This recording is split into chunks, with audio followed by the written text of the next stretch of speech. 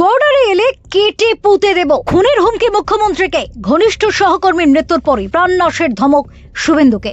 তবে কি শুভেন্দুর মসনদে বসার পরে ভয় কাঁপছে ষড়যন্ত্রকারীরা? কোন বড় ষড়যন্ত্রের মুখে দাঁড়িয়ে পশ্চিমবঙ্গের ভবিষ্যৎ? বাংলাদেশ থেকে এমন হুমকি আসার পরেই নড়ে চড়ে বসল প্রশাসন। এমনকি প্রশ্ন উঠছে ভারত বাংলাদেশের আন্তর্জাতিক সম্পর্ক নিয়েও।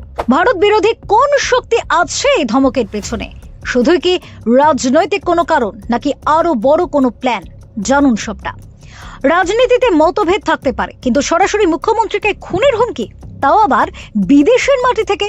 পশ্চিমবঙ্গের নবনির্বাচিত মুখ্যমন্ত্রী শুভেন্দু অধিকারীকে কেন্দ্র করে এখন দুই দেশের চরম উত্তেজনা। বাংলাদেশের এক ব্যক্তির কুরুচিকর এবং হার হিম করা হুমকি সোশ্যাল মিডিয়ায় ভাইরাল হতেই তোলপাড় শুরু হয়েছে প্রশাসনিক মহলে। প্রশ্ন উঠছে, বিদেশের মাটিতে বসে ভারতের একটি অঙ্গরাজ্যের সাংবিধানিক প্রধানকে অপমান করার সাহস এই উগ্রপন্থীরা পাচ্ছে কোথা থেকে? ভাইরাল হওয়া ভিডিওতে এক ব্যক্তিকে বলতে শোনা গিয়েছে অত্যন্ত জঘন্য সব কথা। শুভেন্দু অধিকারীকে লক্ষ্য করে তার হুঙ্কার, বর্ডারে এলে কেটে পুঁতে দেব। একজন মুখ্যমন্ত্রীকে কুকুর সম্বোধন করা থেকে শুরু করে ডান্ডা মেরে ঠান্ডা করার মতো যে আস্ফালন ওই ব্যক্তি দেখিয়েছেন, তা স্রেফ ব্যক্তিগত ক্ষোভ নয়, বরং এক গভীর ঘৃণার বহিঃপ্রকাশ।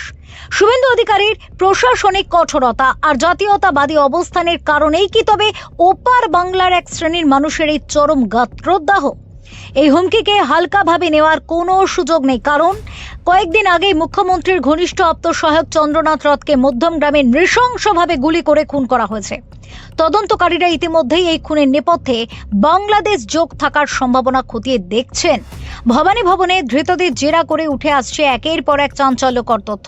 তবে কি শুভেন্দু অধিকারীর অগ্রযাত্রাকে রুখতে সীমান্তের ওপার থেকে খুনিদের সুপারি দেয়া হচ্ছে? পরিস্থিতির গুরুত্ব বুঝে নবান্ন এখন বিন্দু মাত্র ঝুঁকি নিতে নারাজ। শুভেন্দু অধিকারী আগে থেকেই কেন্দ্রীয় স্বরাষ্ট্র মন্ত্রকে দেওয়া জেড ক্যাটাগরির নিরাপত্তা পান, কিন্তু এখন থেকে তার নিরাপত্তায় যুক্ত হচ্ছে রাজ্য পুলিশের একটি বিশেষ দক্ষ দলও। অর্থাৎ কেন্দ্রীয় বাহিনী এবং রাজ্য পুলিশের এক যৌথ ও দুর্ভেদ্য নিরাপত্তা বলয় এখন থেকে মুখ্যমন্ত্রীকে ঘিরে থাকবে। তবে শুভেন্দু অধিকারীর স্পষ্ট নির্দেশ, তার নিরাপত্তার জন্য যেন সাধারণ মানুষের চলাচলে কোনো অসুবিধা না হয়। বিদেশের মাটি থেকে হুমকি দিয়ে বা চোরাগোপ্তা হামলা চালিয়ে বাংলার উন্নয়নের গতি রোধ করা যাবে না। যারা পশ্চিমবঙ্গকে অশান্ত করার স্বপ্ন দেখছে, তাদের জেনে রাখা ভালো, ভারতের প্রশাসন এবং নিরাপত্তা বাহিনী এখন যে কোনো চক্রান্তের যোগ্য জবাব দিতে প্রস্তুত।